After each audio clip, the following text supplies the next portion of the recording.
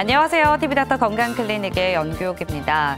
이 덥고 습한 날씨에는 어른들도 견디기가 쉽지 않고요. 그리고 여러 가지 각종 질병에 노출될 위험도 높습니다. 특히나 면역력이 약한 소아의 경우에는 더욱더 주의가 필요하다고 하는데요. 오늘 TV닥터 건강클리닉 시간에는 여름철에 주의해야 할 소아 질환에 대해서 자세히 알아보는 시간 준비했습니다. 먼저 준비된 영상부터 만나보시죠.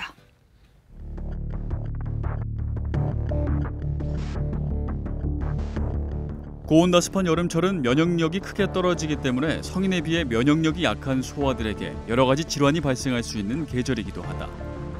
특히 여름철 유행하는 수족구병 등의 감염병과 식중독의 발생 위험도 높고 휴가지에서 조심해야 할 사항들도 많다.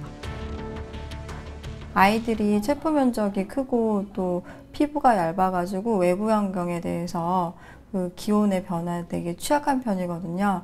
그런데 이제 더운 여름 이겨내기 위해서 더 에너지를 많이 사용하게 돼서 면역력이 좀 더 쉽게 떨어질 수가 있습니다. 그래서 여름철에 취약한 질환에 잘 걸릴 수가 있고 또 고온 다습하기 때문에 여러 가지로 이제 음식물 같은 것도 잘 익혀서 먹지 않아서 식중독 같은 것도 많이 발생하게 되시고 물놀이 같은 것도 많이 가시게 되고 찬물 같은 거 끓여 먹지 않으시는 것 때문에 수인성 질환도 많이 발병을 하게 돼서 그런 것들에 대해서 특별히 신경을 쓰셔야 합니다.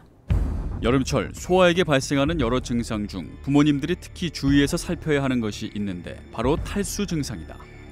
소아의 경우 대부분의 질환이 열 또는 설사의 증상으로 나타나기 쉽고 이 증상이 반복될 때 탈수의 위험이 높다.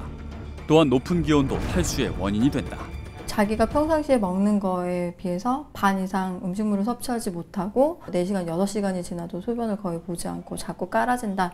이렇게 되시면 이제 탈수가 의심되는 상황이 되기 때문에 꼭 병원에 가셔야 되시고요. 몸무게가 10kg였는데 장염이나 수족구 때문에 먹질 못해가지고 체중이 9kg까지 빠졌다. 그러면은 체중이 10% 정도, 10% 이상이 감소한 것이잖아요. 이렇게 되면 중증 탈수에 속하기 때문에 어서 병원에 가셔서 수액 치료를 받으셔야 되시고 혈중에 혈중 농도상 포도당이 감소하게 되시면 경기도 할 수 있으시기 때문에 잘 먹지 못하고 처지는 아이들은 병원에 꼭 데리고 가셔야 합니다. 또한 여름철에는 온열병과 냉방병의 위험이 함께 있어 실내외 활동 시 모두 주의가 필요하다. 특히 어린이들은 성인보다 체온 조절 능력이 떨어져 에어컨에 더 민감하게 반응하는데 이로 인해 호흡기 질환의 발생률이 증가한다는 조사 결과도 있다. 실제로 냉방을 하는 7, 8월 동안 소아 비염 환자 수가 증가했다고 한다. 바깥이랑 외부 온도가 또 너무 차이가 나게 되시면은 몸의 자율신경에서 이것들을 잘 적응하지 못하게 돼서 부조화적이 돼서 이제 문제가 발생할 수 있습니다. 그래서 항상 외부 온도와 차이는 5도 이상의 차이가 나지 않게 그렇게 유지해 주시는 게 좋고 땀이라는 것을 가장 많이 흘리게 되는 계절이에요. 그래서 내가 목이 마르지 않더라도 주기적으로 계속해서 수분 섭취해서 몸에 이제 탈수가 일어나지 않도록 해주시는 게 가장 좋고 태양빛이 되게 강한데 계속 오래 있게 되다 보면은 그 일사병이나 열탈증 같은 것도 생기실 수 있기 때문에 오랫동안 노출되거나 심하게 노출되지 않도록 노력하시는 게 가장 좋겠습니다. 성인의 축소판이 아니라 나름대로의 신체적 특징으로 인해 성인과는 또 다른 건강관리가 필요한 소아. 더욱이 여름철에는 좀 더 각별한 관리가 필요한데 우리 아이의 건강한 여름을 위한 필수 지침서. 오늘 TV닥터 건강클리닉에서는 소아청소년과 전문의 김아른 과장과 함께 여름철 소아 질환에 대해 알아본다.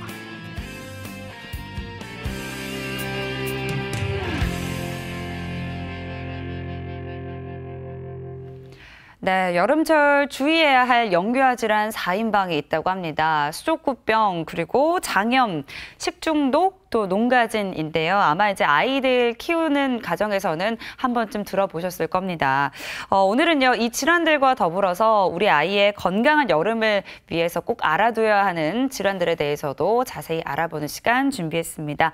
먼저 오늘 함께해 주실 분 소개해드리겠습니다. 화면으로 소개해드렸는데요. 김아른 과장님 함께하고 있습니다. 어서 오세요. 안녕하세요. 네, 안녕하세요. 반갑습니다. 이제 올 여름은요, 유독 좀 더운 것 같고요. 또 유독 습하게만 많이 느껴지는 것 같은데, 그리고 또 홍수까지 났잖아요. 그래서 건강관리에 더 비상인 것 같습니다. 우리 아이들 아무래도 어른들보다는 훨씬 더 취약하겠죠? 맞습니다. 유소아는 피부가 얇고 체표 면적이 커서 주변 환경의 기온에 따라서 체온 변화가 쉽게 됩니다. 그래서 더운 여름철에 성인보다 더 무더운 날씨를 이겨내지 못하고 에너지를 써서 면역력이 떨어지는 경우가 많이 있는데요. 네. 게다가 유소아는 여러 가지 바이러스나 세균에 대한 항체가 없기 때문에 이미 항체가 생성되어 있는 성인에 비해서 감염 등에 굉장히 취약합니다. 또한 위생에 대한 개념이 없어서 아무거나 잘 빨고 손 씻기를 잘 하지 않아서 그쵸. 여름철 유행병에 쉽게 걸릴 수 있습니다. 그리고 맞벌이 부부가 늘어남에 따라서 대다수의 어린이가 어린이집이랑 유치원을 많이 다니게 되는데요. 네. 여기서 감염의 기회가 더 늘어나게 돼서 여름철 유행병에 쉽게 옮게 되겠습니다. 네. 그러면은 지금부터는 저희가 이제 앞에서 살짝 말씀드렸던 영유아 질환 대표적인 질환이죠. 여름철에 주의해야 할 질환들에 대해서 살펴보도록 하겠습니다. 먼저 이제 수족구병인데요. 최근에는 뉴스를 통해서도 많이 봤었고요. 우리 아이들이 이 수족구병에 걸리면 굉장히 힘들어한다고요. 네, 맞습니다. 수족구병은 그 말에서 병명에서 말하는 것처럼 네. 손발, 입에 수포가 생기는 수포성 발진이 생기는 바이러스성 질환인데요. 주로 콕사키 바이러스 16번 또한 엔테로바이러스 71에 의한 질환으로 여름과 가을에 흔하게 발생하게 됩니다. 화면을 보시면 네. 손과 발에 저렇게 수포성 물집이 잡혀 있게 되고 또한 이게 터져서 궤양을 형성하게 됩니다. 가장 심한 증상을 일으키게 되는 거는 입안의 궤양인데요. 이 입안의 궤양 때문에 통증을 호소하면서 잘 먹지 못해서 병원에 입원하는 경우가 발생하게 됩니다. 네. 그러니까 이게 바이러스가 원인이다라고 설명을 해주셨는데 우리 아이들의 경우 바이러스는 어떻게 좀 감염이 되나요? 네.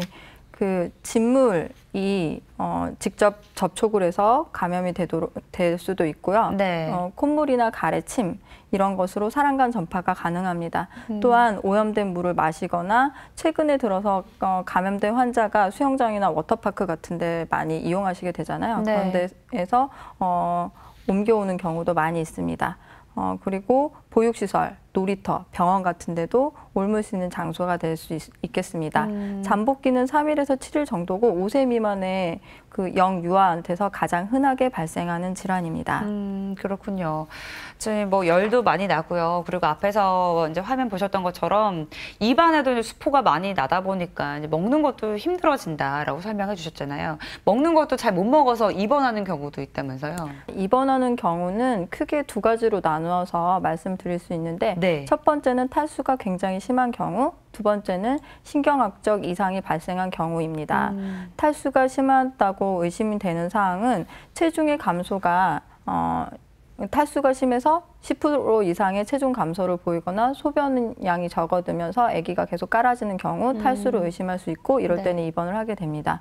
또한 수족구의 합병증에는 굉장히 무서운 뇌염, 뇌척수염, 뇌수막염 이런 것도 생길 수가 있는데요. 네. 이때 갑자기 수족구 하나가 경련을 한다든지 힘이 없어서 비틀거린다든지의 이상 소견이 보이게 되면은 바로 병원으로 내원하셔야 됩니다. 이런 신경학적 이상 시에는 뇌염으로 가는 경우 사망에도 도달할 수 있기 아이고. 때문에 잘 관찰하셔야 합니다. 그 주변에도 보면 이제 아이들이 수족구병 걸리는 경우가 굉장히 많은데요. 이 수족구병도 예방할 수 있는 방법이 있을까요? 화면에 보시면 수족구 걸린 아이가 있다고 하면 발열이 보통 3일 정도 있고 1주 정도는 그 바이러스를 옮길 수 있기 때문에 일주 네. 정도 자가 격리해 주시는 게 좋고 어린이집이나 학교는 쉬는 것이 좋겠습니다. 또한 환자 접촉을 언제 할 줄 모르니까 손, 발 자주 닦는 것, 그다음에 아무거나 물거나 빨고 이런 것들 좀 주의해 주시면 좋겠고 네. 아이들의 손이 잘 닿는 탁자나 장난감도 깨끗이 닦아주시는 게 좋겠습니다. 그렇군요. 그러면 이제 이 증상에서 뭐 열도 나고 그리고 뭐 수포가 생긴다라고 말씀해 주셨는데 사실 뭐 어른들도 그렇지만 아이들이 이제 뭐 수포가 생기는 경우는 수족구병 말고도 많을 것 같거든요. 어떤 경우가 있을까요? 네, 다음 그림에서 보시면 수족구와 감별이 필요한 질환으로서 포진성 구여병, 수두, 헤르페스 잇몸 이반병이 있습니다. 먼저 포진성 구여병을 보시게 되면 네. 이거는 거의 수족구 사촌병과 같은 질환입니다. 입에만 수포와 그것에 대한 궤양이 생기고 손발과 피부에는 발진이 없는 건데요. 네. 똑같은 바이러스가 일으키게 됩니다. 콕사키 A16일이 가장 흔한 원인이고 치료와 예방법은 수족구와 같습니다. 그리고 이제 구야뱀도 그렇지만 이 수두 같은 경우도 이제 수포가 생기는 게 굉장히 비슷하잖아요. 뭐 좀 헷갈릴 것 같아요. 수족구와 수두는 좀 감별할 수 있는 방법이 있을까요? 수포성 피부 발진이 몸에 생기는 것은 두 질환 모두 다 비슷한데요. 네. 그러나 수족구병은 말 그대로 손발입, 엉덩이나 사타구니에 편중된 피부 발진이 특징이고 수두는 전신에 산발적으로 분포하는 것이 특징입니다. 또한 수족구 발진은 보통 가려움증을 호소하지 않는데 약간 해소에서는 가려움증 호소할 수도 있습니다. 그러나 수두는 가려움증이 특징인 발진입니다. 이 수두는 바리셀라 조스터 바이러스에 의한 것입니다. 그러면 이제 수두는 이렇게 몸 전체에 좀 수포가 나타나는 네. 거고 수족구병은 말 그대로 손과 발 그리고 입 안에 이제 수포가 생기는 거다. 이렇게 좀 구별을 해주시면 될 것 같습니다. 그리고 다음으로 감별해야 할 질환이요. 이 헤르페스 잇몸 이밤염인데요. 사실 이제 수두라든지 수족구병 같은 경우는 뭐 언론에서도 많이 듣게 돼서 조금 익숙한데 이 질환은 저는 처음 들어보거든요. 네. 이 헤르페스 잇몸 이반염은 헤르페스 바이러스에 의한 질환입니다. 피곤하면 입 주위에 수포가 네. 생기는 입병을 자주들 경험하시게 되는데 네, 이게 네. 헤르페스 심플렉스 바이러스 타입 1에 의한 것인데요.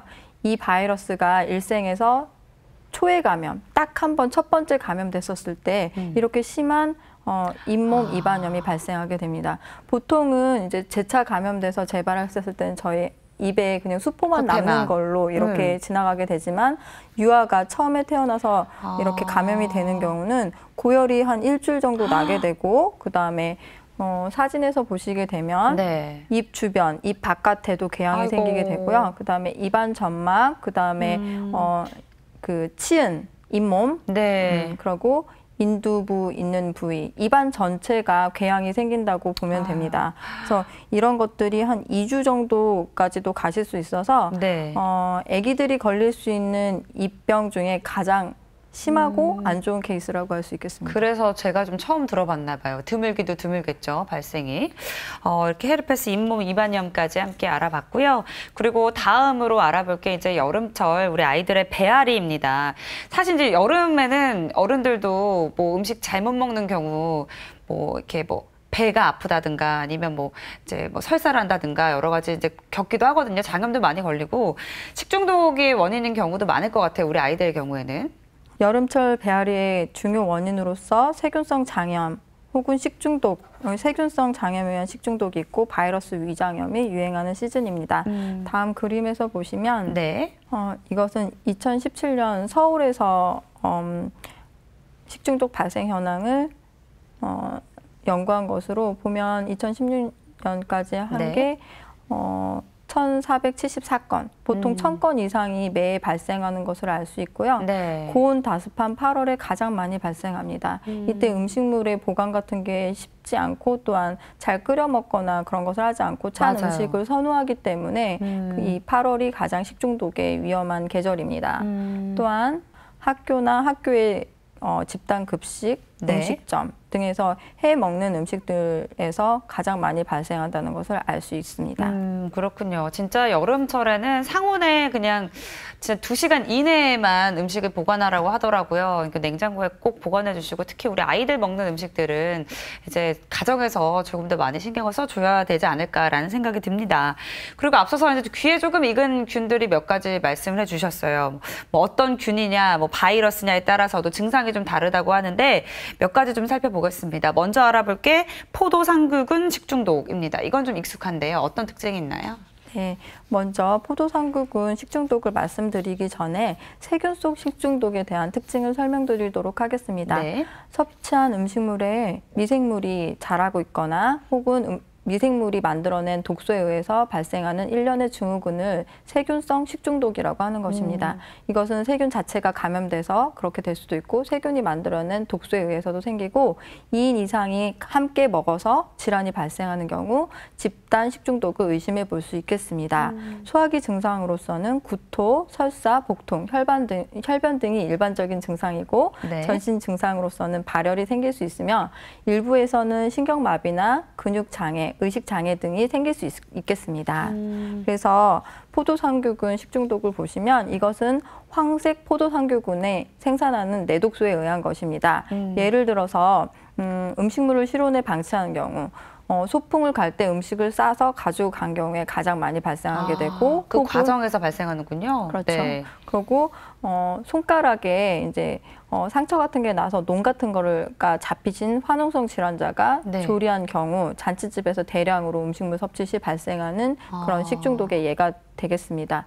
이것은 특징적으로 보통 다른 식중독들은 음식물을 가열해 먹으면 보통 예방하실 수 있으신데요. 네, 균이 죽는다고 하잖아요. 네, 그렇죠. 이것은 내독소에 의한 것으로서 100도씨 이상을 30분 이상 가열해도 파괴되지 않는 특징을 가지고 있습니다. 그래서 음식물 보관을 좀 잘 하셔야 되고 네. 또 관리할 때 주의해야 되겠습니다. 근데 제일 중요한 것은 이게 먹고 나서 임상 양상이 가장 빨리 나타나는 식중독이기도 하고 빨리 좋아지는 식중독이기도 합니다. 그래서 섭취 이후 2시간에서 4시간 뒤에 구토 및 복통이 급격하게 나타났다가 빨리 좋아집니다. 그래서 보통은 물만 좀 잘 드시면 되고 네. 병원에 내원하시는 경우는 거의 많이 없죠. 그래도 좀 다행이네요. 네.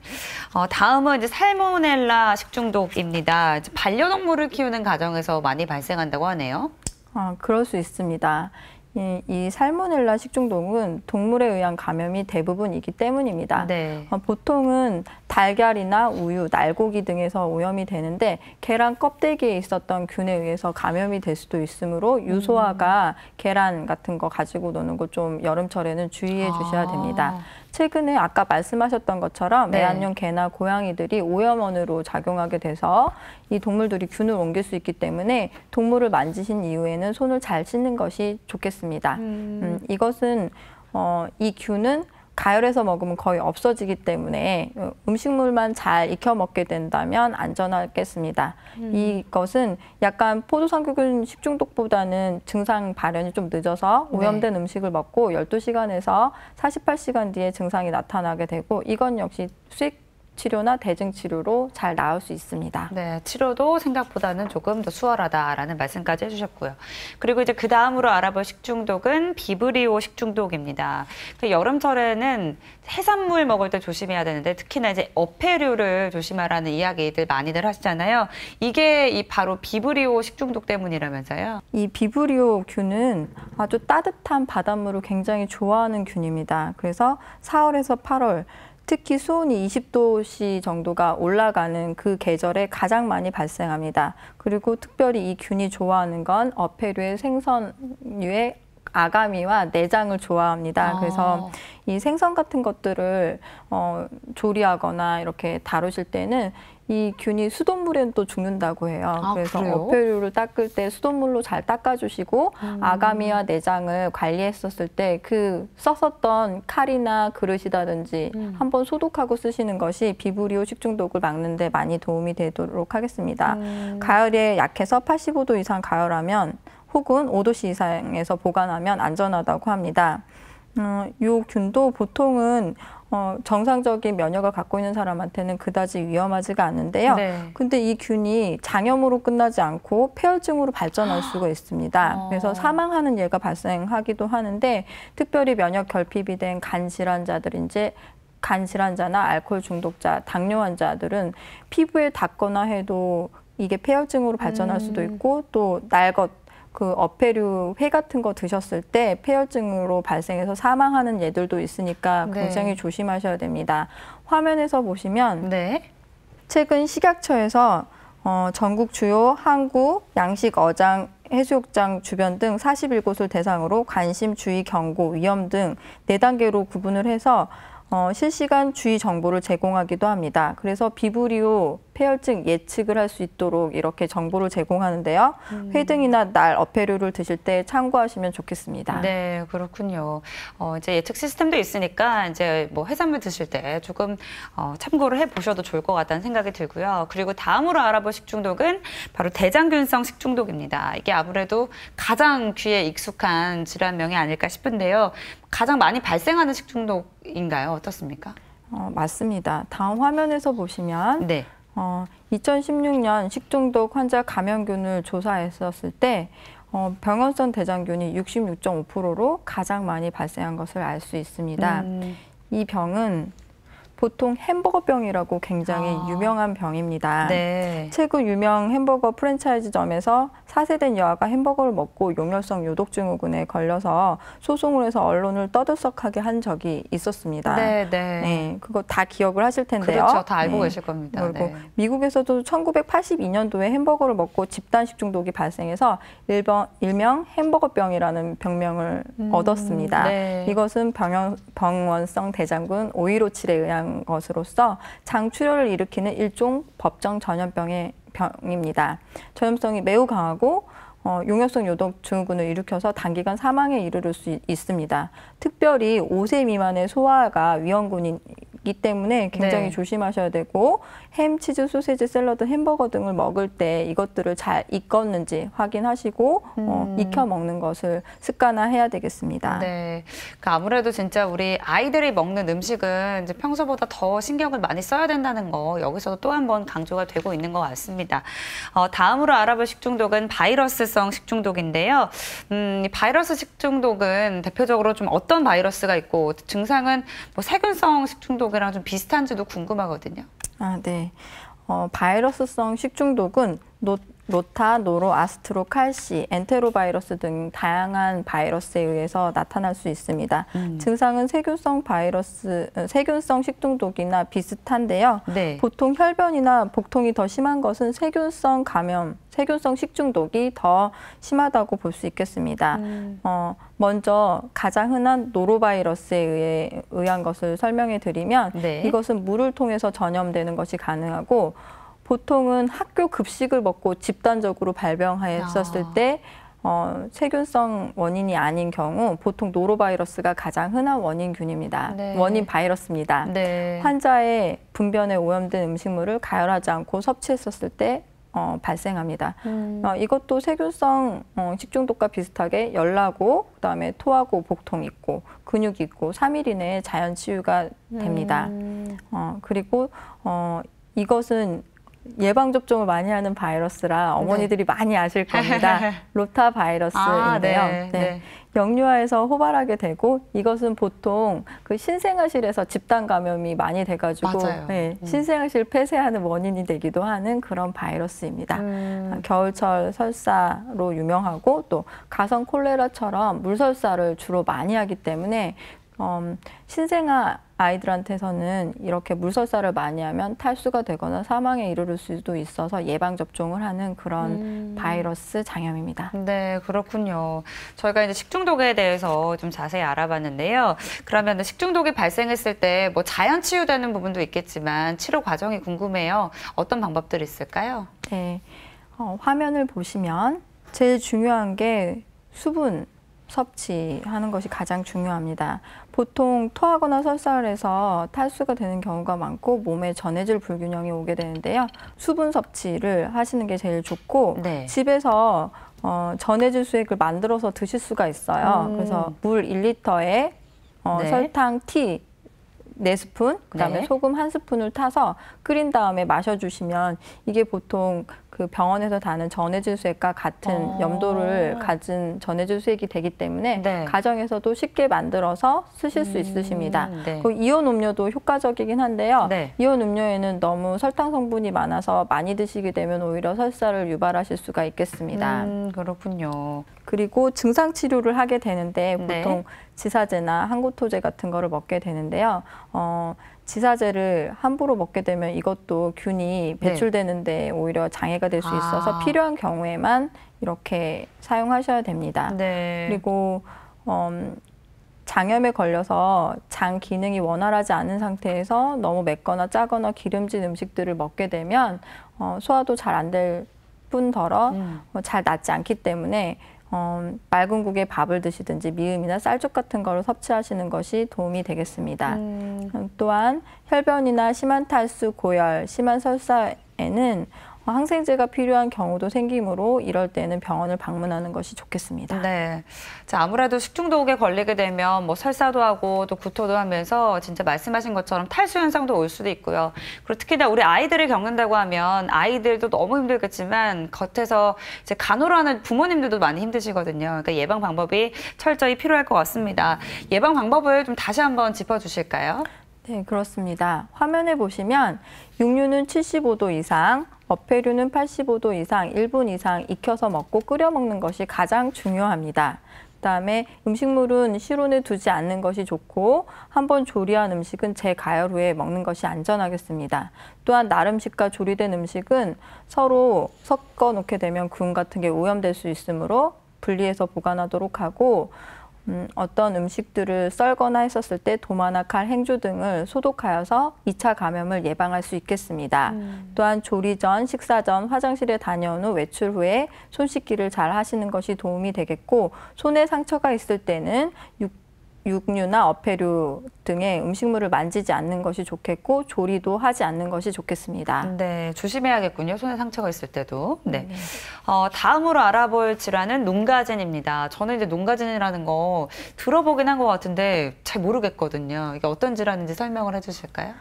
네. 농가진은 여름철 소아나 영유아에게 가장 호발하는 피부병입니다. 네. 보통 피부에 살고 있는 균이 어떤 상처를 통해서 피부 속으로 들어가게 돼서 염증이 생기는 것으로 지저분해 보이는 물집이나 고름, 딱지가 생기는 것이 특징인 피부 질환입니다.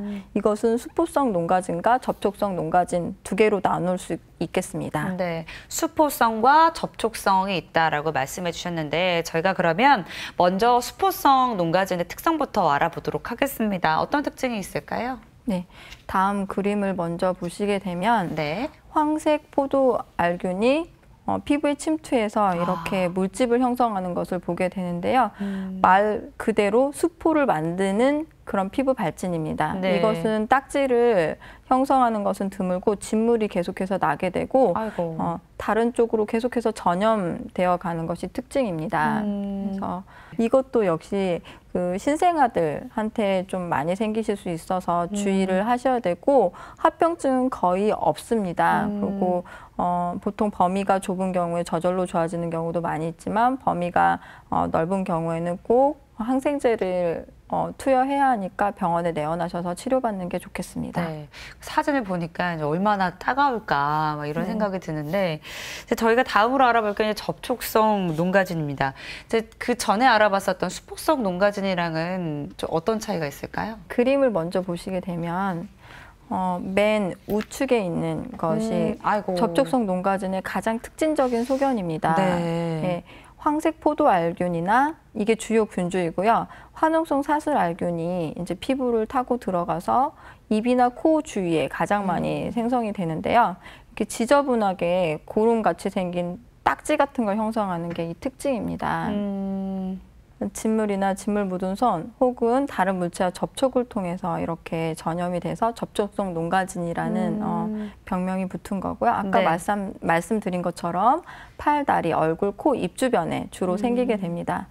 이것은 피부에 있었던 균이 들어가는 거기 때문에 아토피 피부염이나 피부병 혹은 피부에 벌레 물려서 간지러워서 긁다 보면 긁은 상처를 통해서 감염되는 게 제일 많습니다. 보통은 합병증이 거의 없고요. 근데 사슬알균 감염 시에는 합병증이 발생할 수 있습니다. 그래서 5% 미만에서 급성 사구체 신염이라고 해서 콩팥에 염증이 생기게 되는데요. 네. 이건 역시 특별한 것 없이 병원에만 잘 오시면 치료될 수 있기 때문에 너무 염려하시지 마셨으면 좋겠습니다. 그래서 피부 병변이 되게 조금 있을 때는 그 딱지를 떼고 그 안에다가 항생제 연고만 바르는 걸로 좀 좋아질 수 있습니다. 예를 들면 코 주변이나 입 주변에 몇 개만 생겨 있었을 때는 항생제 연고를 바르시는 걸로 치료가 가능하고 근데 전신에 굉장히 심하게 병변이 계속 옮겨가면서 생기게 되는 경우에는 경구용 항생제를 써서 7일에서 10일 정도 치료해야 나을 수 있습니다. 그렇군요. 아까 이제 화면을 보니까 좀 심각한 아기의 사진이었던 것 같은데 또 이제 항생제를 통해서 치료가 가능하다고 합니다. 그리고 알아볼 게 이제 땀띠예요. 이제 여름철에 너무 덥다 보니까 그리고 또 우리 아이들은 한시를 가만히 있지 않아요. 그래서 더 움직이다 보니까 아무래도 땀도 더 많이 흘리는 것 같고요. 그리고 이렇게 뭐 접히는 부분에도 땀띠가 굉장히 많이 생기거든요. 원래 아이들에게서 이 땀띠가 좀 잘 생기는 건가요? 그렇습니다. 아이들은 어른에 비해서 땀새 밀도가 높고 그 표면적 땀 발환량, 그러니까 땀을 흘리는 양이 2배 이상이 되기 때문에 땀띠가 굉장히 많이 생깁니다. 그래서 그림에서 보시면 날씨가 덥고 습할 때 피부에 나타나는 붉은색 작은 물집 같은 건데요. 겹쳐지는 부위의 다음처럼 이렇게 수포성 발진이 발생한 것을 보게 되는데요. 우측에 보면 이쪽이 목 쪽인데요. 이런 수포들이 잡혔다가 잘못된 파우더의 사용으로 인해서 이게 땀구멍이 더 막혀버려서 농포를 형성한 예입니다. 그래서 땀띠 치료할 때 유의해 주셔야 되시고요. 땀띠의 그 위험 인자로는 아기들, 겹쳐지는 부분이 많잖아요. 맞아요. 그래서 그런 아기들, 그다음에 너무 덥고 후덥지근한 날씨, 그다음에 자외선을 많이 받아서 땀이 많이 난다든지 반창고나 뭐 이런 것들에 자극을 너무 많이 받았다든지 비누의 과다한 사용 등이 위험 인자가 되겠습니다. 비누를 많이 사용해도 생길 수가 있군요. 네. 그러면 이렇게 땀띠가 생겼을 때 어떻게 해주는 게 가장 좋을까요? 일단 이제 파우더는 바르면 안 된다라고 말씀해 주셨고요. 파우더는 깨끗할 때만. 깨끗할 때만. 땀띠가 생긴 다음에는 절대 바르시면 안 되고. 시원하게 하고 기다리면 보통은 2, 3일 안에 호전되는 것이 원래 정상적인 코스인데요. 아기가 느끼는 게 너무 가렵다고 해서 심하게 긁는다든지 하면 항히스타민제를 쓴다든지 혹은 국소스테로이드제를 써주시면 훨씬 더 빨리 가라앉을 수 있겠습니다. 그래서 예방으로서는 시원한 물로 자주 씻어서 땀띠가 생기지 않도록 하고 면 소재 옷을 입어서 땀이 잘 흡수되게 하고 통풍이 좀 잘 될 수 있도록 해주게 하면 됩니다. 그다음에 땀이 너무 많이 나지 않도록 야외 활동을 자제해 주시고요. 땀띠가 없을 때는 겹쳐지지 않는 부분에 뽀송뽀송하도록 베이비 파우더 사용하는 것도 괜찮습니다. 요즘에 왜 또 수딩젤 같은 거 또 유행처럼 많이들 쓰시는데 이것도 좀 도움이 돼요? 그런 것도 이제 피부를 차갑게 해주고 그렇게 하는데 도움이 되기 때문에 괜찮습니다. 네, 그렇군요. 이제 우리 아이들 뭐 여름철 활동하면서 땀띠 나는 것도 좀 관리가 필요할 것 같다는 생각이 들고요. 그런데 이제 요즘에는 왜 뭐 캠핑도 많이 다니시고 또 아이들과 뭐 요리도 해 먹으시고 이런 분들도 많으시잖아요. 그래서 화상 같은 것도 많이 좀 조심을 해야 된다고 합니다. 특히나 우리 아이들은 어른에 비해서 피부도 훨씬 약하기 때문에 화상의 위험도도 많이 높을 것 같아요. 네, 맞습니다. 여름철에 야외 활동이 많아지고 또 바깥에서 그 일광을 쐬는 기간이 길어지면서 화상이 많이 발생하게 되는데요. 그 유소아들은 피부가 굉장히 얇고 또 피부에 노출했었을 때 염증 반응이 유발되면서 생기는 게 일광 화상인데 이 염증 반응도 유독 더 성인보다 심하게 발생하기 때문에 일광 화상을 쉽게 입을 수가 있겠습니다. 그래서 최근 이런 계절에 이제 강도도 높은 자외선이 너무 많고 노출이 심하니까 여름에 좀 더우니까 많이 이제 벗고들 다니시잖아요. 그렇죠. 이런 때 되게 많이 생기게 되시기 때문에 조심해야겠네요. 그렇죠. 그래서 예방을 하기 위해서 외출 전 한 최소 20분 전에는 자외선 차단제를 발라주시고 이게 한 번 발랐다고 끝나는 것이 아닙니다. 그래서 20분에서 30분 정도에 한 번씩 덧발라주시는 게 좋고요. 그다음에 일광이 가장 강한 11시서부터 1시까지 야외 활동 자제해 주시는 게 좋고 나갈 때는 꼭 모자나 양산 등으로 피부를 좀 가려주시는 게 좋겠습니다. 근데 한번 생기게 되면 다음 그림처럼 굉장히 심하게 이렇게 붉게 불타오르면서 따갑고 아픈 게 이제 일광 화상의 특징이고 좌측의 거는 1도 화상이고요.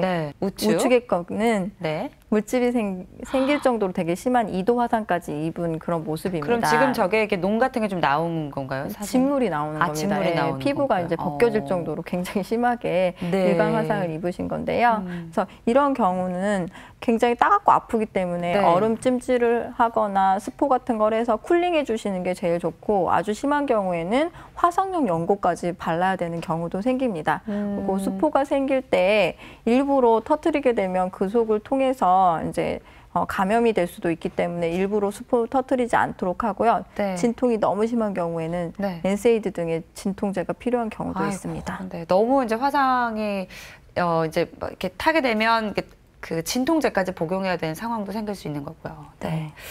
이제 뭐 화상도 정말 좀 조심해야 되고요. 위험하고요. 그런데 이제 날씨가 너무 덥다 보니까 요즘에 뭐 어른들도 일사병 걸리시는 분들 계시거든요. 이런 폭염에 또 온열 질환으로 고생하는 아이들도 많다면서요. 어떻습니까? 네, 맞습니다. 다음 그림에서 보면 2016년도 질병관리본부 통계에 의하면 이 8월에 가장 많이 온열 질환이 발생하는 걸로 돼 있고, 네. 또 2012년도에서 2016년까지 최근 5년간 응급실에 온열 질환으로 해서 온 환자의 수를 추이를 본 건데요. 계속해서 온열 질환 발생률이 올라가고 있는 것으로 나타납니다. 온열 질환이라는 것은 말 그대로 열로 인해서 발생하는 급성 질환으로서 뜨거운 환경에 장기간 노출되었을 때 네. 두통이 생긴다든지 어지럽다든지 피부 경련, 피로감, 의식 저하가 있을 수 있고, 여기에 계속 방치가 되면 사망에도 이르를 수 있는 중요한 질환입니다. 네. 그러면은 이제 아이들에게 온열 질환이 발생했을 때 좀 처치를 어떻게 해주면 될까요? 보통 시원한 곳으로 먼저 옮기고 네. 환자에게 시원한 물을 마시게 하는 것이 좋은데요. 의식이 있는 것과 의식이 없는 것 두 개로 나누어서, 의식이 있으면서 머리가 아프고 메스껍고 이런 것들을 호소할 때는 일단 안정을 차고 시원한 데 있고, 그 다음에 냉스포 같은 것들을 몸에다가 해주시고, 선풍기를 틀어서 몸에 있는 열이 잘 식을 수 있도록 도와주는 네. 것이 좋습니다. 근데 의식이 없는 경우에는 이미 환자가 이제 혈압이 너무 낮아지고 의식 저하로 계속 갈 수 있기 때문에 119에 신고를 먼저 하시고, 아까 말씀드렸던 것처럼 열이 식도록 이제 냉수포 해주고, 그다음에 다리가 올라가도록, 혈압이 네. 더 이상 떨어지지 않게 머리는 밑으로, 다리는 올리고 이렇게 하면서 119를 기다리는 것이 좋겠습니다. 네, 그렇군요. 이제 여름철에 온열 질환들도 좀 주의를 해야 될 것 같은데요. 요즘에는 또 날씨가 너무 덥다 보니까 냉방을 좀 강하게 하는 곳들이 많거든요. 냉방병도 좀 조심을 해야겠죠. 네, 그렇습니다. 최근에 에어컨을 끼고 사시는 분들이 굉장히 많으신데요. 네. 냉방된 실내와 또 실외 온도차가 심해서 인체가 잘 적응을 하지 못해서 자율신경계가 이상이 생길 때 발생하는 것을 냉방병이라고 합니다. 호흡기 증상으로서는 감기랑 비슷하게 기침가래, 콧물 같은 게 있으실 수도 있고요. 그다음에 위장관 장애로서 소화불량감, 하부부 불쾌감 같은 것도 있으실 수 있고, 만성질환이 악화도 가능할 수 있습니다. 근데 날씨가 너무 덥다 보니까 사실 에어컨을 안 켤 수가 없거든요. 그러면 그 온도차라는 건 한 어느 정도 온도가 기온이 좀 적당하다고 보세요? 그 차이가? 실내외 온도차는 5도에서 6도 정도가 적당합니다. 예를 들면 네. 보통 요즘에 한 30도 정도, 30도에서 35도 안팎을 왔다 갔다 하는데요. 네. 실외가 30도면 에어컨은 25도? 26도, 27도 요렇게 해서 5도씨 이내 안에 트는 것이 가장 적당하겠습니다. 네. 그리고 에어컨이 직접 몸에 닿지 않도록, 선풍기를 틀 때도 직접 맞바람을 맞지 않도록 해주시는 게 굉장히 좋고요. 네. 또 춥다고 생각됐었을 때 긴 옷이나 더옷 같은 것을 덧입어서 피부의 온도가 너무 떨어지지 않도록 도와주는 것도 도움이 되겠습니다. 적어도 2~3시간 이내에 5분마다 창문을 열어서 환기시켜주고, 에어컨 필터 자체에서도 오염 같은 것이 발생할 수 있기 때문에 최소 2주에 한 번씩 청소해주는 것이 좋겠으며, 찬물이나 찬 음식은 자제해주시고 배를 따뜻하게 하는 것이 좋겠습니다. 또 가벼운 운동으로 혈액순환을 하게끔 도와주는 것도 좋다는 내용도 이제 슬라이드에 함께 나와 있었습니다. 그리고 여름에는 또 휴가철이다 보니까 이제 더위를 피하기 위해서 물놀이 많이 가시잖아요. 우리 아이들이 또 네. 물놀이 너무도 좋아하기도 하고요. 근데 이제 정말 물놀이 갈 때 명심해야 될 거는 첫째도 안전, 또 둘째도 안전이 아닐까 싶은데 어떻게 보세요, 선생님? 네, 맞습니다. 그래서 여름철 물놀이 안전 요령을 슬라이드로 준비해 보았습니다. 네. 그림을 보시면 5분 정도 근육을 풀어주시는 스트레칭을 해주시는 게 좋고요. 찬물에 들어갈 때 점차적으로 수온에 몸이 적응할 수 있도록 해줍니다. 또한 30분에서 1시간 정도 수영하고 나와서는 꼭 쉬는 시간을 갖도록 해서 저체온이나 여러 가지 이렇게 피부 근육 경련 같은 걸 막도록 해주시고 네. 보통은 배꼽 아래 수심에서 노는 것이 가장 안전합니다. 또한 구명조끼를 입으셔야 되고요. 보호자 같이 있는 하에서 물놀이를 할 수 있도록 해주시고 네. 응급사항이 발생하면 안전요원이나 119에 꼭 도움을 요청해야 합니다. 네. 이런 이제 안전 사항들을 지키지 않았을 때 응급한 상황이 발생할 수도 있기 때문에 이제 어른들이 잘 숙지를 해서 우리 아이들 노는데 안전하게 놀 수 있도록 꼭 지켜주셔야 될 것 같습니다. 그러면 저희가 이제 몇 가지 응급 처치 방법에 대해서 좀 살펴볼까 하는데요. 먼저 저체온증입니다.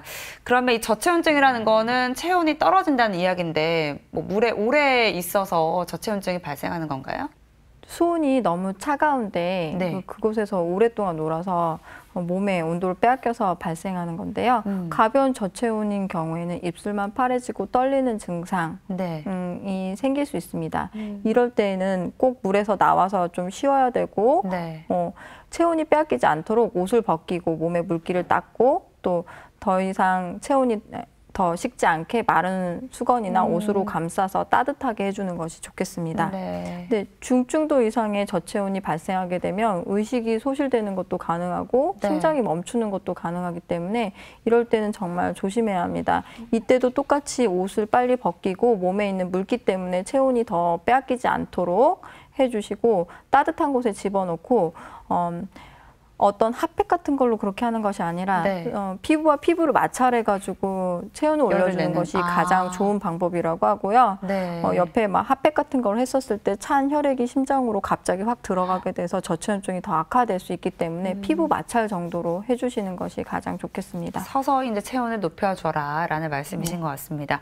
그리고 이제 다리 경련이 나타날 때가 있거든요. 이제 우리가 쉽게 쥐가 난다라고 표현을 하잖아요. 이런 경우는 어떻게 대처를 할까요? 네.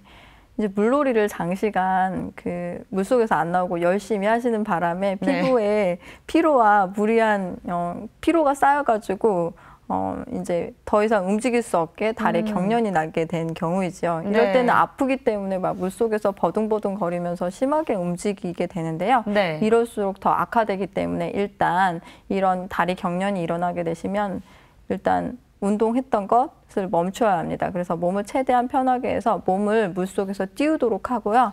이 경련이 일어나는 발생 부위에 따라서 허벅지나 종아리 쪽에 생기실 수 있는데 보통은 종아리 쪽에 가장 많이 생기게 됩니다. 그래서 숨을 참고 이제 물에 떠서 머리를 이제 물속으로 집어넣고 물을 편 상태에서 발끝을 발등으로 잡아당겨서 스트레칭을 해주시는 게 도움이 되시고요. 네. 계속 마사지를 통해서 이제 다리에 경련이 풀린 걸 확인하고 이제 물 밖으로 나와서도 지속적으로 좀 마사지를 해주셔야 됩니다. 네.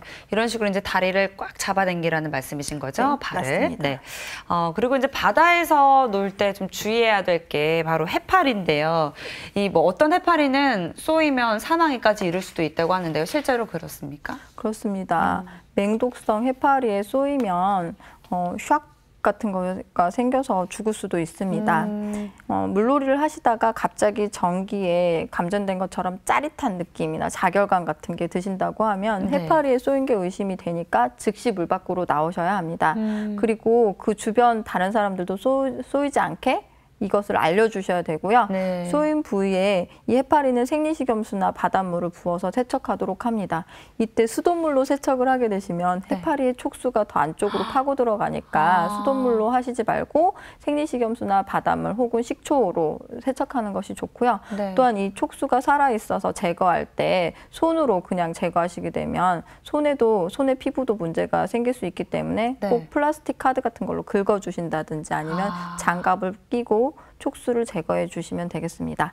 아까 말씀하신 것처럼 맹독성 해파리에 몰린 경우에 쇼크가 오실 수 있는데 제거하고 나서 몇 분 정도 아니면 몇 시간 정도 뒤에 통증이 너무 심하고 속이 울렁거리면서 구토가 나신다든지 식은땀이 있으면 이제 쇼크가 발생하는 것이 의심되는 상황이므로 병원에 꼭 방문하셔야 합니다. 네. 그리고 알아볼게요. 이제 물놀이 후에 발생 가능한 감염 질환에 대해서 좀 알아보겠습니다. 먼저 이제 귀에 염증이 생길 수 있다면서요. 아무래도 이제 물놀이를 하다 보면 염증이 생기기도 하니까요. 어떻습니까? 네, 맞습니다. 웨이도라는 부위가 이 귀에 땀샘이나 피지선이 굉장히 풍부하고 또한 그 피부가 굉장히 얇기 때문에 다른 쪽 피부보다 염증이 굉장히 쉽게 잘 생깁니다. 게다가 여기에 이제 물이 들어가서 습한 환경이 되기 때문에 그 귀에 있는 균들이 자라게 되면서 증상을 일으키게 되는 건데요. 먼저 아프실 수 있고 가렵고 그다음에 먹먹한 느낌, 심하게 되면 청력 감소도 일으킬 수 있겠습니다. 그림을 보시면 네. 너무 가려워서 네. 긁어서 피도 나는 것 피딱지가 같아요. 나고 네. 그다음에 그 주변에 이제 딱지 같은 게 좀 앉아 있는 것이 보이고 심해서 이분은 웨이도 주변이 이렇게 좁아진 것들을 보게 되는데요. 네. 이런 경우에는 이제 항생제 점유액을 귀 안에다가 이렇게 넣거나 이제 너무 가렵거나 그럴 때 그리고 아프거나 그럴 때 뭐 진통제 같은 것도 사용할 수 있겠습니다. 그리고 나서 이제 좀 알아볼게요. 유행성 각결막염입니다. 이건 결막염 같은 건 이제 눈에 발생하는 거고 좀 익숙한 질환이긴 한데요. 설명을 좀 해주실까요? 이 유행성 각결막염은 아데노바이러스에 의한 결막의 염증성 질환입니다. 보통 최근에 수영장이나 워터파크를 이용하시는 분들이 굉장히 많은데요. 이게 그 수영장에서 자주 옮아올 수 있는 결막염입니다. 그래서 증상은 충혈되고 네. 통증 있고 이물감이 있고 눈곱 있고 그리고 제일 특별한 건 이 눈 안에 결막에 여포가 생기고 눈꺼풀 종창이 발생할 수 있다는 것입니다. 근데 소아인 경우에는 눈병으로만 오지 않고 이게 고열이나 인후통, 설사 등의 증상도 일으킬 수 있습니다. 다음 그림을 보시게 되면 아까 말씀드렸던 증상처럼 똑같이 네. 결막염이 와서 양안이 부어 있는 것을 아이고. 보게 되고 충혈되고 눈물 흘림, 눈곱 같은 게 끼어 있는 거가 보이시죠? 네. 그리고 우측에서 보면은 눈꺼풀을 이렇게 뒤집어 봤었을 때 네. 여포 이렇게 하얗게 된 동글동글한 그런 여포들이 눈 안에 많이 발생되어 있는 것을 볼 수 있습니다. 이물감이 많이 느껴지겠네요. 네. 네. 그래서 항생제와 스테로이드 점안액을 보통 사용하면 좋아지는 경우도 있는데 매우 심한 경우에서 각막이 벗겨지는 경우도 있기 때문에 네. 주의해 주셔야 됩니다. 네. 그리고 이런 환자는 당연히 격리를 해 주셔야 되시고 수건이나 비누, 침구 같은 것들은 따로 쓰셔야 합니다. 그리고 평소에 어디에서 전염이 될지 모르니까 더러운 손으로 눈 같은 데 만지지 않는 것이 좋겠고요.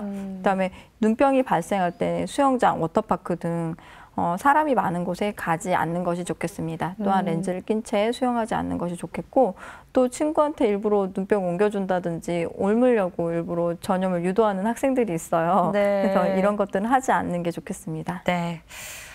오늘은 한국병원 소아청소년과 김아름 과장과 함께 여름철 주의해야 할 소아 질환에 대해서 알아봤습니다. 과장님 오늘 말씀 감사합니다. 네, 우리 아이들을 건강하게 보살피는 법, 바로 이제 부모의 역할이 아닐까 싶은데요. 뭐 여름이 이제 길게 남진 않았습니다. 오늘 알려드린 방법으로 다른 여러 가지 질환들을 예방하는 방법도 실천해 보시고요. 또 손과 발은 아이도 그렇지만 부모님도 깨끗이 씻는 거 중요하다는 것도 기억해 주시기 바랍니다. TV다더 건강클리닉 오늘은 여기까지고요. 저희는 다음 주 이 시간에 다시 찾아뵙겠습니다. 고맙습니다.